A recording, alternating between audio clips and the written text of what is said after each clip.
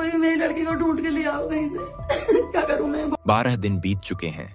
सैकड़ों जवान जंगलों की खाक छान चुके हैं। हेलीकॉप्टर आसमान से तलाश कर रहे हैं। ड्रोन खाइयों के अंदर झांक रहे हैं। लेकिन 24 साल की बबीता आखिर कहां गायब हो गई? इसका जवाब आज तक किसी के पास नहीं है। दोस्तों, यह मामला उत्तराखंड के उत्तरकाशी का है, जहां दिल्ली में MBA की पढ़ाई करने वाली बबीता अपने 2 दोस्तों के साथ ट्रैकिंग पर गई थी। लेकिन जो ट्रिप सिर्फ कुछ दिनों की थी, वह एक ऐसा रहस्य बन गई जिसने हर किसी को हैरान कर दिया।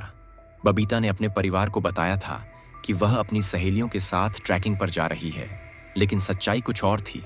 वह अपने 2 मेल फ्रेंड्स हरमनपाल और हरमनप्रीत के साथ उत्तरकाशी पहुंची थी। 29 मई को तीनों गोई बेस कैंप पहुंचे और वहीं रात बिताने का फैसला किया। लेकिन रात होते होते सब कुछ बदल गया। रिपोर्ट्स के मुताबिक दोनों दोस्तों ने शराब पीना शुरू कर दिया। इसी बात को लेकर बबीता और उनके बीच बहस हुई। नाराज होकर बबीता टेंट से बाहर निकल गई।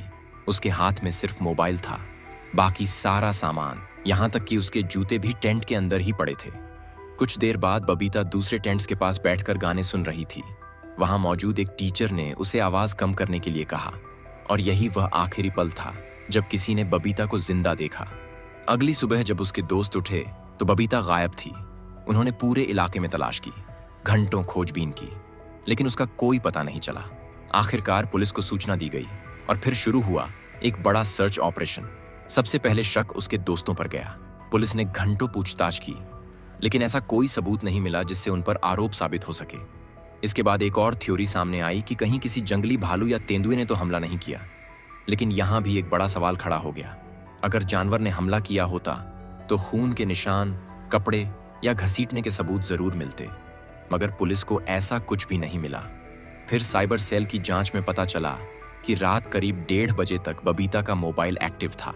उसके आखिरी सिग्नल कैंप से लगभग 200 मीटर नीचे जंगल की तरफ मिले। इसके बाद फोन हमेशा के लिए बंद हो गया। क्या बबीता अंधेरे में रास्ता भटक गई थी? क्या वह किसी गहरी खाई में गिर गई? या फिर इस कहानी के पीछे कोई ऐसा राज छिपा है जो अभी तक सामने नहीं आया?